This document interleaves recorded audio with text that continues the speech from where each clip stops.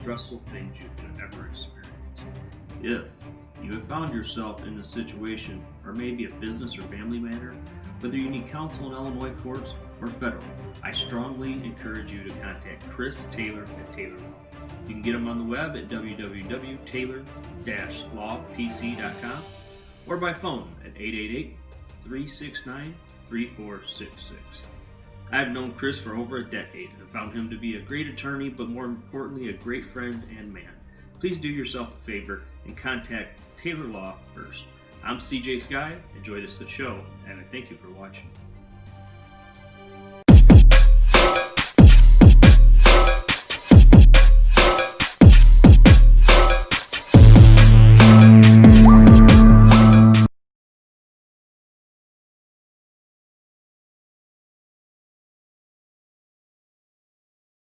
Welcome to the Joe Rogan Review, episode 1477. Special guest, Tony Hawk. Oh, for you that don't know and been hiding under a rock, Tony is a professional skateboarder. He is without a doubt the first superstar skater and arguably the best vertical skater ever. He's now 52 years old and still skating at top levels of all sports. At age 31, he completed the first documented 900 trick ever. He's the owner of Birdhouse Skateboards, and in 2002, he created the Hawk Foundation, which we'll talk about in a little while. So, Joe and Tony jumped right into it.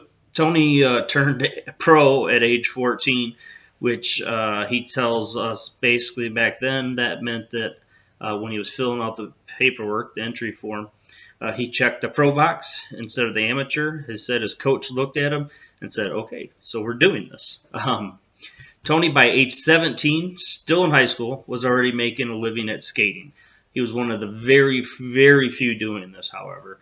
While Tony says it wasn't big money, it was enough that he could buy his own house. So, and this is a picture of him in his backyard at age 17 at the house he had bought.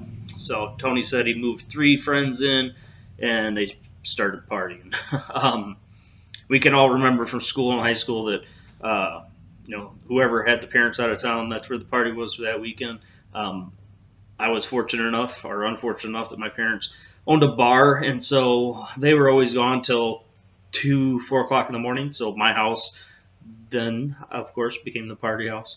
Definitely was not doing it at the level of Tony Hawk at all, but we still found a way to have a good time. So Joe commented on how crazy it was to still be a kid in high school and move right into overnight fame and fortune. However, Tony said he learned quickly that though he was, it hit and it was awesome. He learned very quickly that overnight fame doesn't last forever. And around 1991, vertical skating had its first downturn almost overnight. Tony lost more than half of his income. So, in his words, vertical skating had been considered a fad because street freestyle skating had taken over. He found himself in a situation where vert skating was no longer cool, and he wasn't cool in skating. So that's crazy to think about, that Tony Hawk, that there was a time ever in skating that he wasn't skating, that he wasn't everything to skating. Because today, you say skating, you say Tony Hawk. That's the first person you think of, hands down. So I think, though, what separates Tony from the rest of the pack is he started doing exhibition shows in 91 when it closed down. He wanted to keep skating and keep the skating movement going. So he set up these exhibition shows in parking lots. I'm sure if you're in my age range, you remember those. And eventually he was doing amusement parks, and I know he eventually started doing it for traveling to all the different Six Flags amusement parks and doing it. That wasn't paying the bills, though. So Tony to supplement his income, he did video editing for other companies. He had picked that up as a trade at some point in his early young life, and so he was doing video editing for other skating companies, and that's how he paid the bills. But he kept doing the exhibition and kept practicing every day. So, in the words of Joe, Tony hung in there and was instrumental in bringing it back. Vertical skating did make a comeback finally started about 1995 with the X Games. However, it really didn't find its groove until about 1997. Joe mentioned him and his friends loved watching the crashes. They would tune in to see the extreme crashes in the X Games. They were pretty wild in the early days. If you go to YouTube and look at some of the early stuff from the X Games and Tony Hawk, it was the crashes were pretty wild. Much like people tune in to watch NASCAR for the crashes, I'm sure there were a lot of people like Joe that were doing that with the X Games. So Joe asked if there was an issue with older skaters suffering from brain trauma due to concussions. I found this interesting. I wanted to discuss this real quick. I've followed pretty good on boxing and football, hockey, on the advances in modern medical to treat these individuals. They do make a lot. I mean, that's everybody's argument, but they give up a ton. And we've seen, suicide rates and murders and all kinds of different things happen from people who have suffered from CTE. So that was a good question. I was glad that Joe brought up. I know skater Jason Ellis has stated that he's been knocked out 7 or 8 times. Tony unveiled to us on the show that while he's not aware of specific sport at the sport level, said that himself has had at least 30 concussions, 5 or 6 of those where he woke up in the ambulance and had no idea what happened for a week. So Tony let us know that because of this, he changed his skating style in later years to avoid head trauma. He's made his skating more technical than high flying. Tony kind of shocked Joe and the rest of us when he said that he's never actually really exercised. The only exercise he did was skating, which I haven't done a lot of skating, but I'm sure I know it is great exercise. However, as Joe pointed out, it was pretty amazing that Tony doesn't do any strength and conditioning. Almost 99% of older athletes in all sports have to, focus on some strength and conditioning, or bone density. We get older. It's just something that they have to do. So Tony has never, to this point, done that. I also thought it was funny he brought up his kids. When he told them he was going on the Joe Rogan show, they told him, "Dad, he's going to talk to you about working out." So kids let nothing by and let nothing rest. But so he doesn't do any type of strength and conditioning. However, Joe brought this up several times in several different nutrients and techniques and items that you can use for strength and conditioning. And so I definitely will not be surprised if we don't have Tony on a serious Joe Rogan strength and conditioning regimen soon. So we went into the next topic. I've never been a huge follower of skating, but I have kept up with Tony Hawk to a certain degree.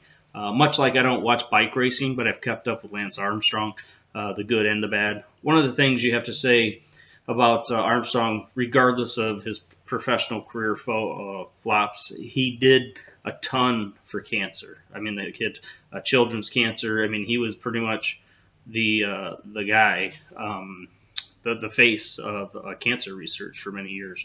Much like Tony, he made a huge impact in getting kids skating and fighting obesity through the Tony Hawk Foundation that he started in 2002. The foundation,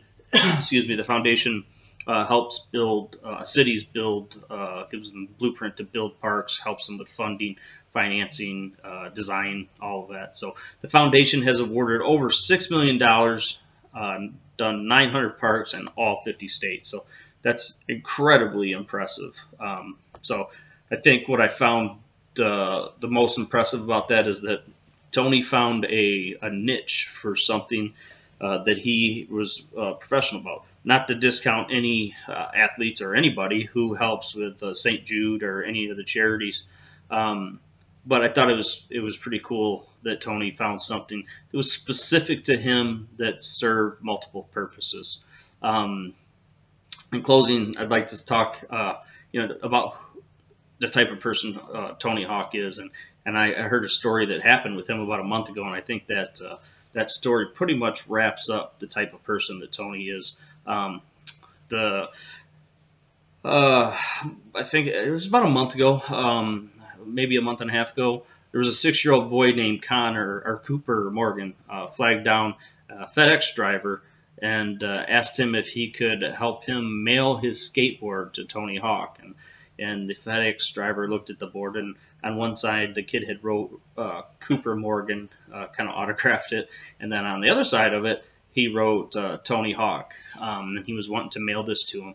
Obviously, the FedEx driver didn't have an address, so he turned to social media and did a TikTok. And after thousands of views and likes and reposts, Tony actually responded with a video of his own to Cooper. And in addition to getting the board, Cooper's board, mailed to Tony, Tony sent Cooper and his 9-year-old brother 3 signature Hawk boards. So it's pretty cool the way that he just took the time out, again, like his skate parks, to do something that's within his niche. So definitely a fan of Tony Hawk. I definitely suggest when you got this episode was about an hour and a half. When you got an hour and a half, definitely tune in. It was episode 1477, Joe Rogan Experience. Definitely, this was a good one. So please tune into that. Please patronize our sponsors and be well. What's up, everybody? It's Randy Couture. Wanted to give a shout out to CJ Sky. Watch CJ Sky's new show, CJ Sky Live, on YouTube or iTunes. For more information, follow CJ Sky Live on Instagram. Be well.